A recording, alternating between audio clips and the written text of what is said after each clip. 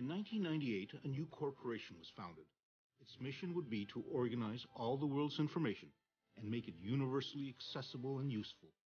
It estimates it will take 300 years before it reaches that goal.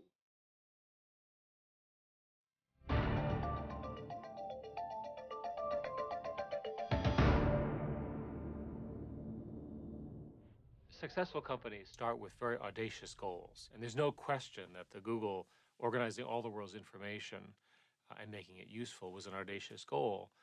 And we started with the web, but we see our mission as much more than just the web. We see it as really all of the way we communicate, the way we think, because there's so much of it. Google may have started out as a simple search engine, but today with applications like Android, Chrome, Wave, Picasa, Google Apps, YouTube, and Google Ocean, and now even its own smartphone, it's become an internet powerhouse.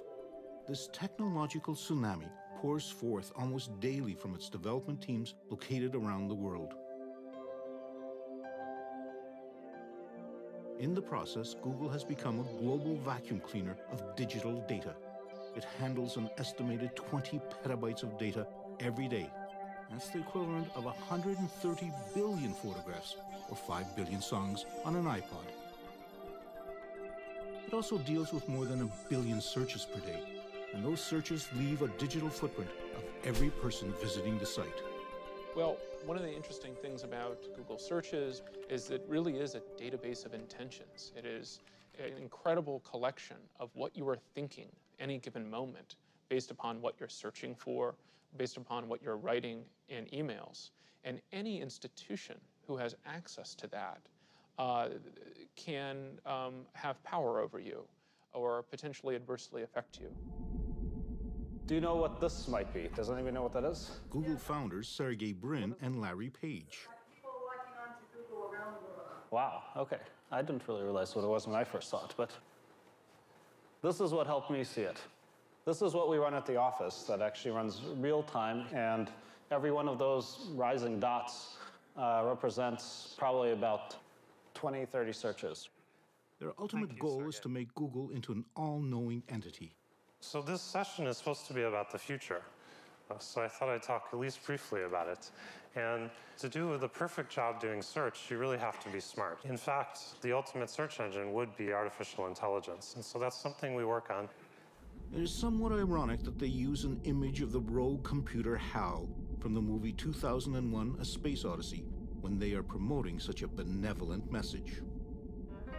Partly, we want to make the world a better place. If I ruled the world, every day would be the first day of spring. In just over 10 years, Google has become one of Silicon Valley's biggest and most unconventional players. In that time, it's cultivated an image of a large but benign presence. That public perception is changing. When Google began to scan and digitize millions of books, authors and publishers responded not with hurrahs, but lawsuits alleging copyright infringement. Not long after Google News was launched, Google became the target of condemnation by the print media, which accused it of destroying their ad business and being responsible for plummeting circulation revenues. But with Google's YouTube site, the music and television industries see a threatening competitor undermining their traditional methods of making money. And when Google started photographing streets, it outraged privacy advocates. Wherever or whatever Google expands into, it always seems to be accompanied by disruption and upheaval. And whenever controversy does arise, Google falls back on a corporate motto that was born out of an early Google employee's aversion to corporate speak. Having come from Intel, kind of had the I don't want to work at a big company idea in the back of my head. And so I was interested in something that would be a little bit more provocative and a little bit more interesting and maybe make people a little bit uncomfortable. And so just sitting there in the meeting, I was just trying to think of something interesting. And so what popped into my mind was just don't be evil. When I came in, I thought this was a joke. I thought that it was just a way of marketing within the company. And then one day I was sitting in the room, and I'll never forget, We're having a discussion about advertising, and one of the engineers named Ron pounds his fist on the table and says, "That's evil." And all of a sudden, conversation stopped. It was as though everyone had jumped around the table and hid underneath it. And all of a sudden, it focused the conversation on whether this particular change was positive or negative for customers. We ultimately did not make the change for that reason. It's not a bad motto, but it's misplaced because it gets increasingly difficult to say that one is not evil when thinking about the scope of different activities that service providers are involved in. It's no longer just search. The search engine Google was born in that hotbed of technological innovation, the computer science department at Stanford University. Larry Page and Sergey Brin met as grad students in 1995. They had much in common. Their fathers were both college profs, and their mothers were scientists. Both were born in 1973. Both grew up with and loved anything to do with computers. Our PhD program is very selective, but it's not like when they showed up the first day, I said, "Oh, this is the smartest person I've seen in my life." Hector Garcia Molina was one of Sergey Brin's advisors, working with him on some data mining problems. The one thing that stood out about Sergey was his age. When I got him here as a PhD student, he was 19 years old. So that was the main thing that stuck in your mind, was when you saw him as this just very young kid who knew a lot and was very smart. Sergey Brin, born in Russia, was the math prodigy who loved swimming and gymnastics. Larry Page was the inventor, looking to change the world. At some point, I don't know exactly when, they connected and started working together on the search engine. They created their earliest search engine from off-the-shelf computer components, some of which they begged and borrowed from the university. And after they maxed out their personal credit cards, they came up with some ingenious solutions to their limited finances. And then Larry discovered that he could get a better deal by buying the individual disks without the cases. And they built their own machine, and they got more storage for the same amount of money. With a structure made of toy building blocks and their secret algorithm sauce, which they called backrub, they cobbled together a revolutionary new search engine. One could immediately see that the ordering of the pages was substantially better than what AltaVista was providing. In the mid-1990s, AltaVista, like the majority of other search engines, looked only at text, ranking the results based on the number of times a keyword appeared. Larry and Sergey's search engine was far more sophisticated, with a mathematical algorithm that looked at the number of links to and from internet sites. The more links, the higher the rank. The first search I ever typed into Google was Canadian exchange rate, and it gave me exactly the right information that I ever could use about the Canadian exchange rate and so on. And I hate to use the word blown away, but I was blown away by the fact that I could find exactly what I wanted so quickly. I think what they realized is that working on it in the context of a university research project didn't give them the scope and the scale that they really needed to make it work. So they said, well, let's take a leave. Let's go off, do a company, get it working, and then we can come back and finish up the research. Larry and Sergey were preparing to leave Stanford to start up their search engine company, which by this time they registered as Google, a misspelling of a mathematical term for one with 100 zeros after it. Meanwhile, they continued to participate in the computer science program. They had presented some work they had done on a search engine, and naturally, given my interests, I wanted to be part of it. Google had its very first employee, Craig Silverstein, a fellow PhD candidate. So there were three of us at the beginning, and it seemed like forever that there were three of us. We cared a lot about culture fit, and there were some people who we refused to hire, even though they seemed technically to be very qualified, because they just did not have the personality to work well with us. The three Stanford postgrad students opened up corporate headquarters in that cliché of Silicon Valley, a garage. The company began to expand. I joined in January of 1999, which was a few months after they had started. There were 4 other people at the company, including Larry and Sergey at the time. And they were renting half a house from someone who was still living there and who is now a vice president at Google. And the computers, everybody was working in offices, or in bedrooms, if you will. And the garage was included, and I believe we had a printer there, we had a ping pong table there, but the whole company was not living in the garage. We totally worked out of a garage, and I made sure that we did. It was maybe one day a month, or one day every 2 months, but I made sure that every so often we'd go out into that garage and we would do some work there. Well, I want to be able to tell people times like this that we started in a garage. And so for the record, we started in a garage. It's just in a garage that had rooms in a house attached to it. As Google outgrew its garage, it moved corporate headquarters into a regular office space in downtown Palo Alto. We were in Palo Alto back in those days, which is like a restaurant town. My goal was that we would go to a different restaurant every night. We'd eat out dinner all the time. We'd eat out lunch all the time, in fact.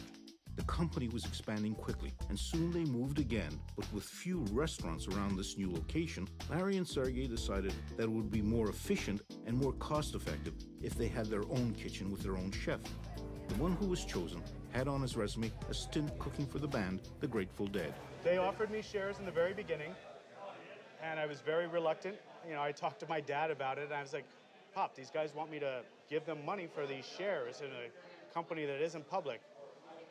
And he's like, it's a scam. Don't believe them. Don't you give them a dime. Unlike other search sites, the Google homepage was clean and efficient, free of annoying banner ads and pop-ups. Larry Page and Sergey Brin watched as their search engine Google became more and more popular.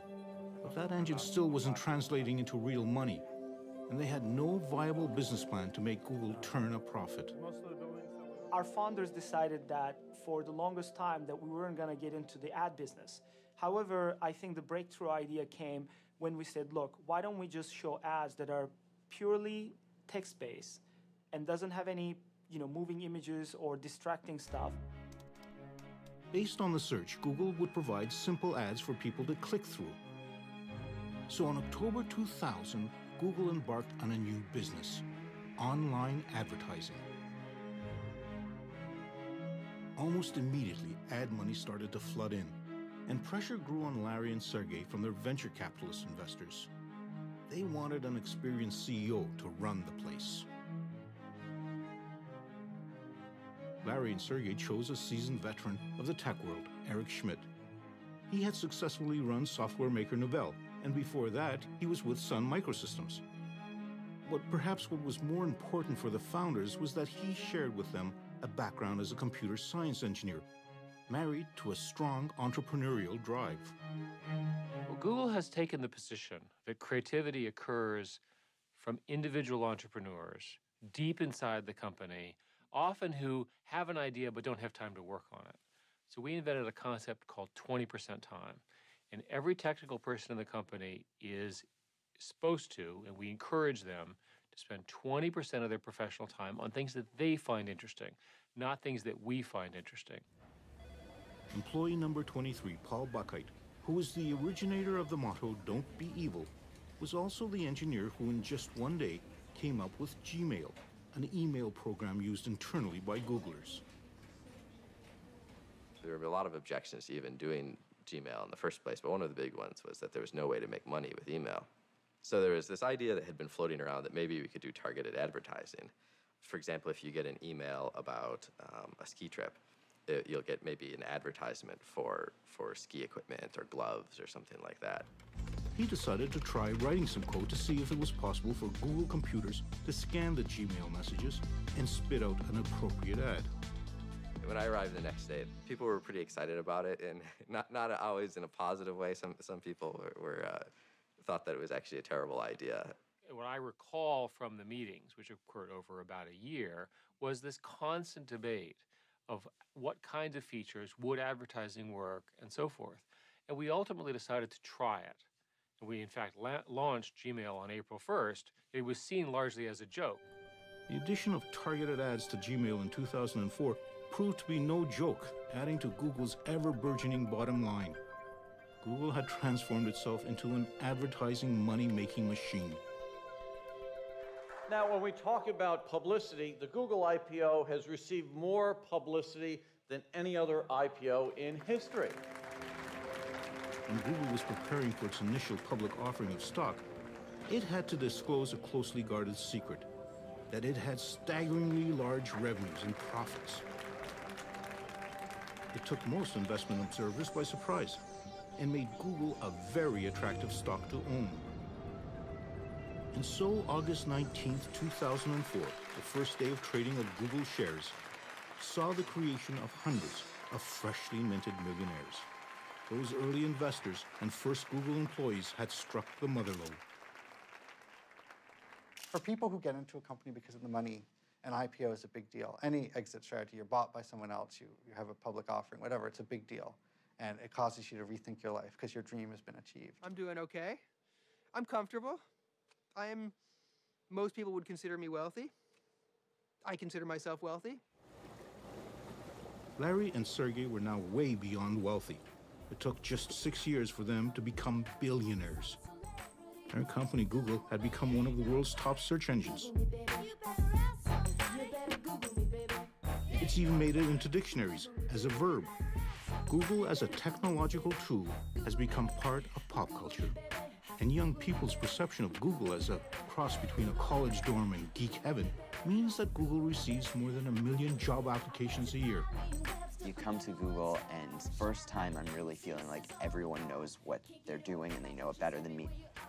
So just what does it take to be one of the chosen few selected to be a Googler?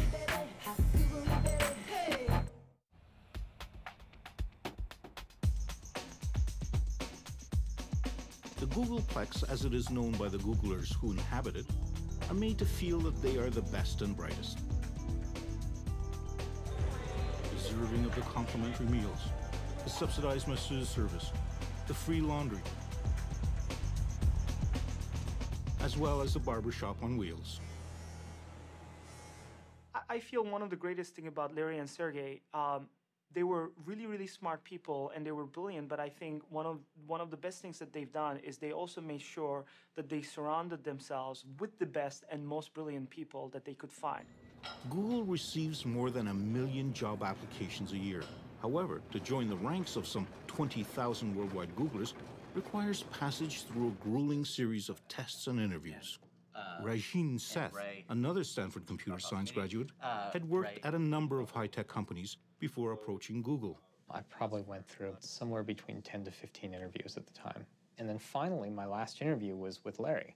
And so, you know, literally I just came in one day and actually got to sit down in Larry Page's office and interview with him. And he asked me a bunch of tough questions, and I didn't quite know how I did, but apparently he liked me enough to the point where they decided to give me an offer. Among the most highly prized employees at Google, just after computer science engineers, are new hires called APMs, or Associate Product Managers. A large part of why Google hired associates like my position, associate product managers, out of school at that point, was to be able to culture these future product managers like myself in the way Google wanted them to behave. Mostly young, recent graduates with incredibly high test scores, they are given enormous amounts of responsibility and authority early in their career. And we're not prioritizing that very hard right now because we don't think it's going to be able to replace the personal start page from day one. Among the most recent crop of APMs is a Canadian, Jeff Harris. The job that I'm actually doing, which is an associate product manager, is kind of designed for people that have a technical background but aren't necessarily interested in coding day to day. So what my job ends up being is communicating with the engineers who do code all the time and kind of just making sure that all the engineers are working together towards the same goal. So I'm just turned 22. I think the biggest surprise at working at Google is probably how open it is about everything that we're doing. So I can just look it up on our internal site and see details on every single project that's out there, which is great from an organizational perspective. Although Google might be highly transparent internally, it, like so many of the other big Silicon Valley high-tech companies, is extremely sensitive about what outsiders are allowed to report on, whether that be code on monitor screens or the doodles on the whiteboards, which are seemingly everywhere. We believe in having whiteboards all over the place, and the reason for that is to really spur creativity, so that you can draw things and communicate ideas and work with other people on that idea. secure data connector here, right? Is our ability to publish programmatically going to be released at the same time, or is that? Yeah. And so a lot of times people will pull out their phone and take a picture of the whiteboard and send that around as an email. You know, those end up being part of the notes for the meeting. Besides having whiteboards and food stands everywhere, the other striking feature about Google offices is the absence of paper. We operate very much in a paperless manner. You know, one of the things that we've done here at Google is that users have laptops that they carry with them to the meetings that they're in. A lot of the note-taking is done electronically so that it can be instantly shared with people. An insatiable appetite for the new and innovative, spanning a wide spectrum of technologies, means Google is constantly on the prowl. But not everything, of course, is invented at Google. We also have teams looking for great technology in small companies that we can pick up, that we can buy, where they would benefit from the structure of Google. With plenty of cash and stock at its disposal, Google is able to scoop up companies it's interested in. That's how YouTube became a Google product, as did Google Earth and Picasa, as well as a web-based word processing program called Writely. Writely was a word processor in the browser. You just go to it as a normal website and it just works. Google noticed it because we were, getting a little bit of press. Google bought Writely and hired its founders to help develop it further. My experience has been a little bit like I was a kid folding up little paper boats in a stream somewhere, and it was really fun. And, Daddy Warbucks wandered by and said, "Kid, this is great. Here's a pile of quarter-inch thick plate steel and an army of arc welders. Go build me a battalion of battleships." Writely has morphed into Google Docs, a word processor that moves the application and its data from the personal desktop computer to Google's servers. It's a little bit strange. It is strange. I'm definitely, I'm a 42-year-old graybeard now, right? Like, it's kind of, I'm not that old, but here, that's 90th percentile or something. I don't know what it is, but yeah, there's a lot of young engineers here. That it doesn't bother me. I think it's interesting to me. I think everybody gets to this point in their career where things begin to seem obvious. I don't mind the technical culture here. I'm not intimidated by it. I'm very productive, fierce, kind of meat-eating coder when I'm writing code, and they're all afraid of me, so they don't bother me. I wasn't here when they founded it, but my understanding of the founding conception of the culture is they wanted to do things and see things from an engineer's perspective. We do have a lot of P1. From that perspective, efficiency might very well be an engineer's prime directive. Triage on them. Right now I'm looking at the one where you open a text document in Gmail and it gives an error. Most of the teams do this every morning. There's a stand-up meeting. It's meant to be very short. It's about 10 minutes long. You're not supposed to speak for more than about a minute. All right, so I continue unit testing. The pencil is the conch shell from The Lord of the Flies. Remember that? So that's whoever has the pencil is talking. That's why it's a very efficient meeting. It took 5 minutes to tell the whole team what was going on. Another meeting where members of the Google Docs team get to discuss problems is during their weekly Writely walk. I think it's interesting to try to do big things that change the world. I think that's what I like about being at Google. We want to change the world too. We want to do great things. What's wrong with the logarithmic pruning that we do now? The guy was editing for 8 hours and all right. the beginning and the end got proved. So we're using it. Okay. No, that's cool. That's good. That's cool. You get to deal with tens of millions of users and, big data centers and big machines and big engineering, and it's really fun.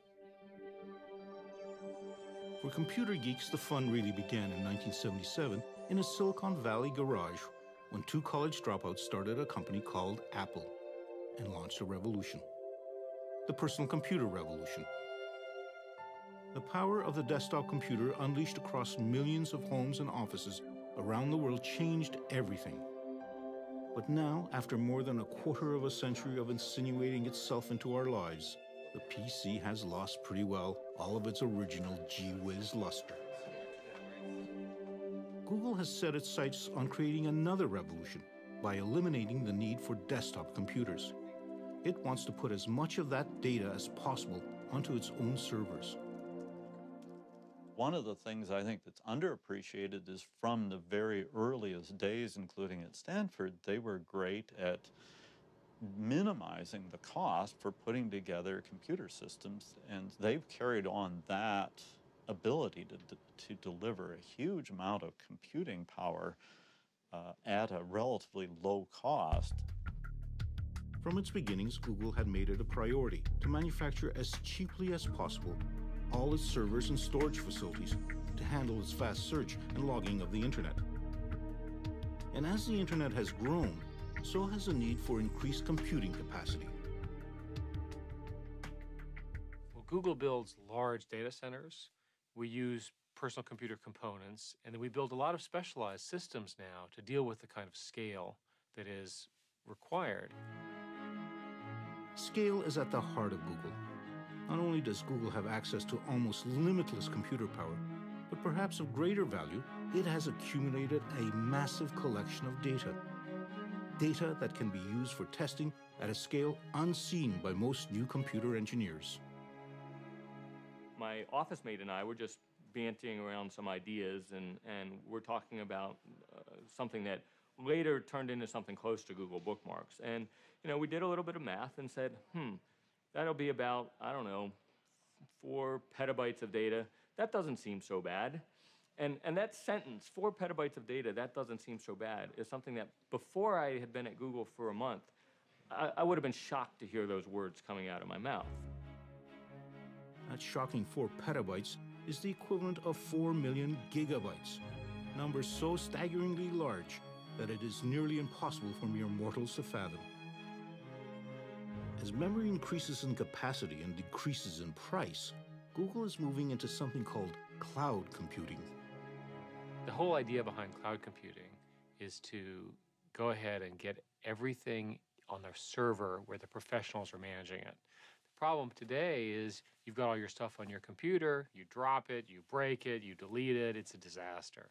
Why don't you put everything that's important somewhere else, keep it secure, keep it under your control, and it's available to you on every demand, on every device, and everywhere you are. The move to the cloud is ushering in a revolution in how we communicate, how we work, how we play, in fact, how we live.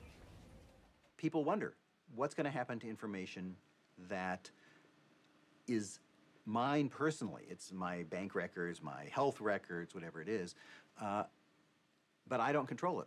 It's sitting out there somewhere I have to just trust whoever has it to not do things with it I wouldn't want.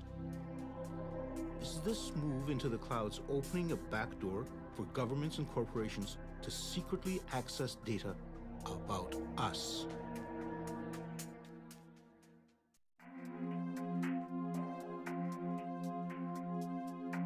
If everyone's digital data is moving into computer clouds, just where are these clouds? One of them has touched down in the foothills of the Blue Ridge Mountains in North Carolina. This was once the heartland of American furniture manufacturing. Then in the 1990s, cheap labor from overseas siphoned off the jobs, leaving behind a devastated economy and an awful lot of excess electricity. It just so happens that computer data centers are voracious users of electricity to run the servers and to cool vast quantities of water used for refrigeration. The town of Lenore had plenty of both, and so in late 2005, Google came calling, but it came cloaked in secrecy. From Google's perspective, at least as I understood it, it was that the race to build these data centers is so intense, and the information, at least they see it, is so proprietary that they didn't want any of their competitors to get wind of what they were doing. T.J. Rohr is a lawyer and a member of the Lenore City Council who was involved in the closed-door negotiations with Google. They would reveal information to us that we couldn't reveal to anyone else. Google definitely had an attitude like, look, it's our way or the highway. This is the term these are the terms we're offering. Take them or leave them. Desperate local and state officials were more than ready to reach a deal that would bring Google to this devastated county. They offered Google a 30-year tax break on property and equipment. It was worth an estimated $165 million over a 30-year period. From these digital warehouses estimated to cost $600 million apiece flows a stream of data. Here are the emails, the photographs, the music, the videos, the maps, and the searches that have made Google a data-collecting powerhouse. Google does not divulge how many server farms it runs worldwide, but it is rumored that there are some 36 of them around the globe. all digitally connected and all firmly planted on land. But that might change.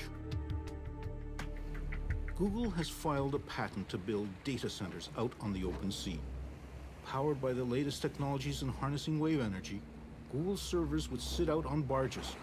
The expectation is that sea-bound servers would be much cheaper to run, and there certainly wouldn't be any real estate or property taxes to pay. A working model has yet to be built, but Google is a corporation that likes to move quickly when cutting-edge technology is involved. However, Google took its time when it came to opening up an office in China. The growth in internet usage in China is staggering. By 2009, its internet users surpassed the entire population of the United States.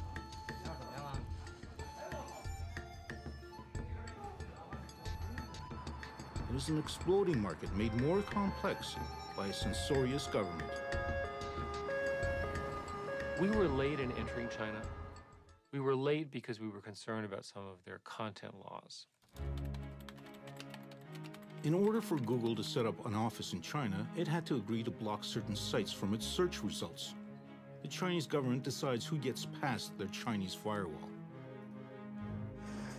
To run Google in China, they landed Kai-Fu Lee, a senior executive at Microsoft, who was once in charge of their operations in China.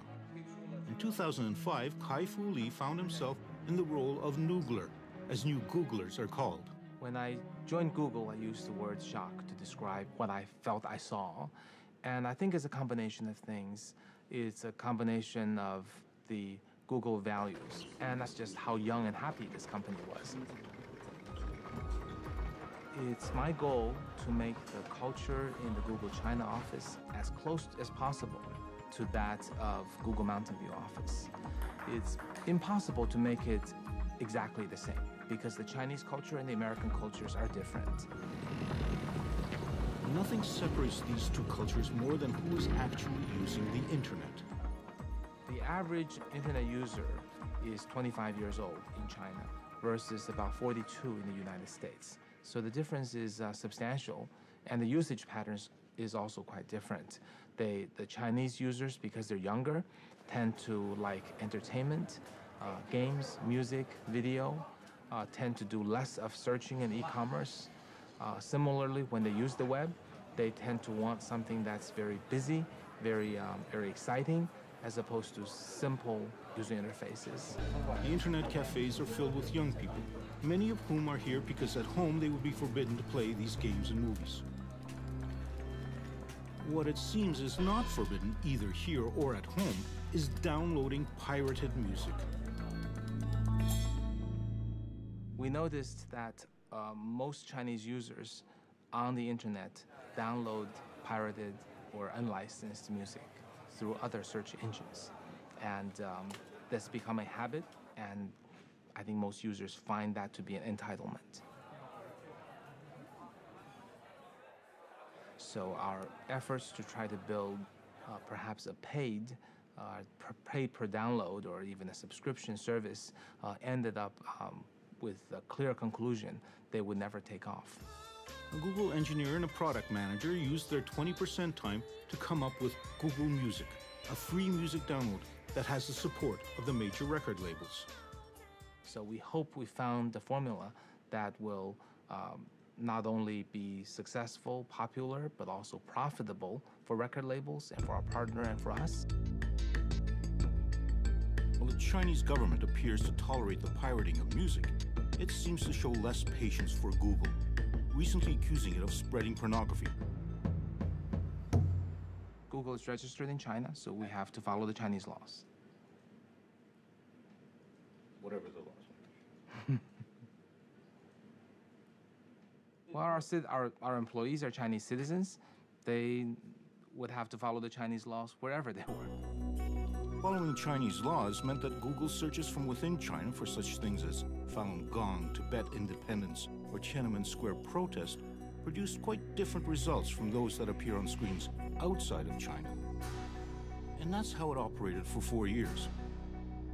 When in January 2010, Google announced that it would stop censoring its search results due to a major cyber attack originating in China, targeting Google's intellectual property and the Gmail accounts of Chinese human rights activists.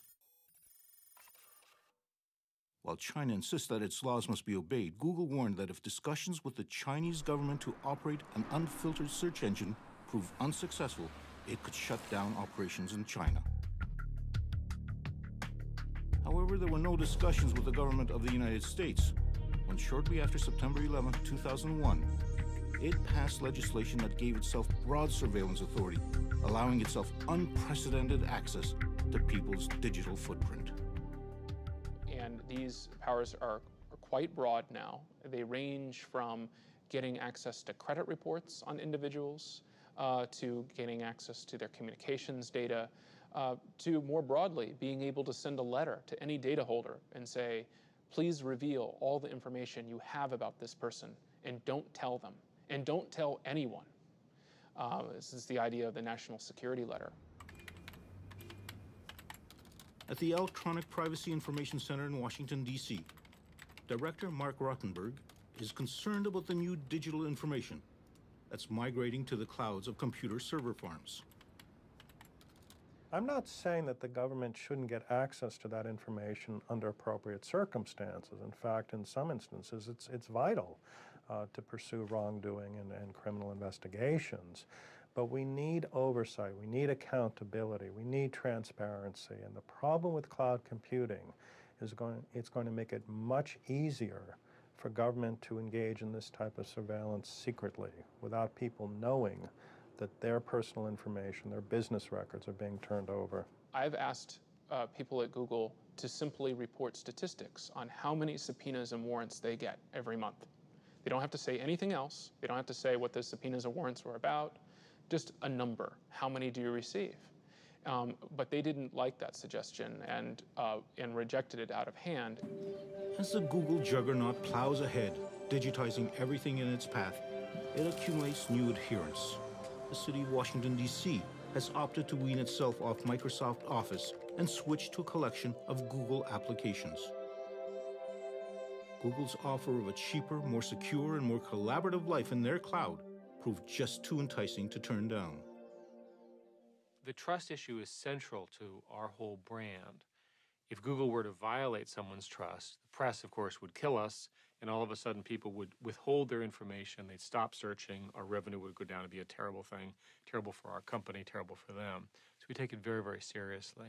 Some people don't trust this naive altruism that, we're really trying to make products that make users better. They see, some sort of agenda that we're trying to, control the world or whatever they see. But what can I say? We come out of a grad school background and we don't think like that. But Google also has to worry about a band of young upstarts ready to change the world of search. Discarding Google's original model of a data-crunching search engine, they are approaching search from a different angle. They want to harness the power of what was known as the wisdom of friends. I think that this is the place that is going to define the next several years of what the internet and world is really about. So why is it that some of the leading proponents of social search are ex-Googlers, ready and willing to challenge their ex-employer?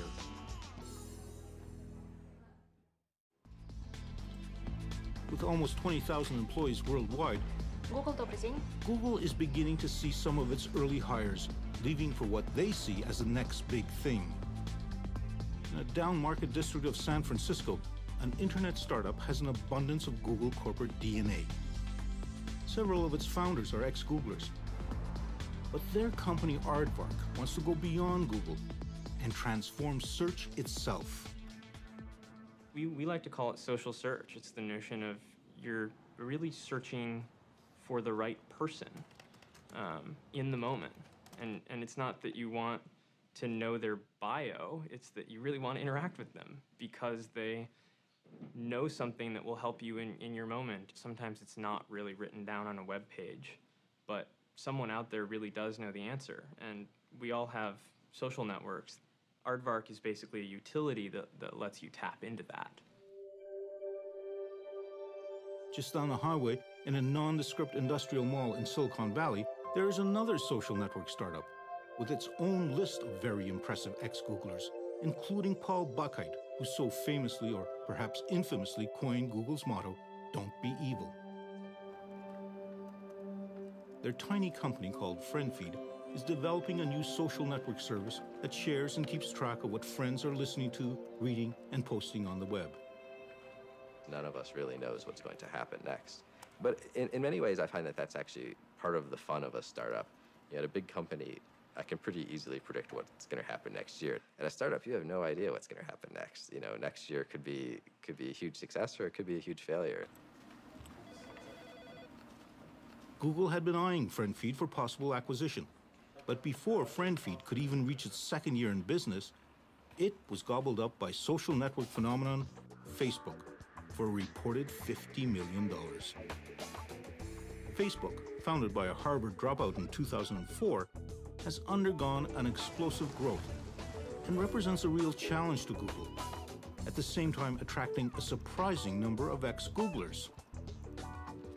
I think leaving Google is, and choosing to come to Facebook just demonstrates how compelled and convinced I am about the importance of Facebook's mission. Facebook, along with Twitter, are currently the hottest social networks around, and they have realized that their kind of friend-based recommendations is a form of search far removed from Google's cold, calculating algorithms. For most people, outside of engineering, the world is about relationships. It's about connecting with other people. And to that extent, Facebook really is that next step in the evolution of what really matters from a technology perspective. Google had in fact entered the social network market with something called Orkut. Although tremendously popular in India and South America, it has failed to attract any large following among Europeans and North Americans. Google really didn't jump into the social networking business, and I think that's partly the personality of the founders. I think they're engineers who, small talk with your friends is not the priority. It's getting information from the scientific world is priority. So I think in some sense there was always a bias that this was sort of not very interesting, not very important. Why would you want to spend time on it? And of course, as the world has moved to Facebook and Twitter and all those things, they've said, oh, well, we can do that technically too. Sure, we can put Twitter-like things into Gmail. We can put Facebook-like things. We have Orkut. But I think the heart of the company isn't in it. It's not what the company's about. It's about information, all the world's information. Google really believes that the data is going to create incredible benefit for society. The company firmly believes that it's going to find ways to use data to make our lives better, to make our lives easier, to make decisions more efficient. They firmly believe that.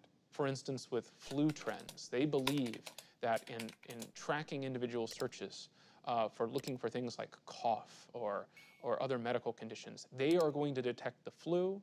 They are going to be able to more effectively target interventions, and fewer people will die. When Google launched its IPO, Larry and Sergey personally wrote a letter explaining their aspiration for its future. Google is not a conventional company, they wrote. We do not intend to become one. Google's mission to collect all the world's information and make it accessible and useful, and do it within 300 years, has seen it move far beyond searching internet sites. Whether photographing streets, or digitizing the world's books, or turning our mobile devices into internet portals, or creating the world's greatest repository of video in its very own cloud, Google remains a technological phenomenon. But its future rests on something quite unscientific. Trust. Trust that it is keeping our data safe from hackers and snooping governments. Trust that it isn't misusing our information. And ultimately trust that Google is living up to its motto, don't be evil.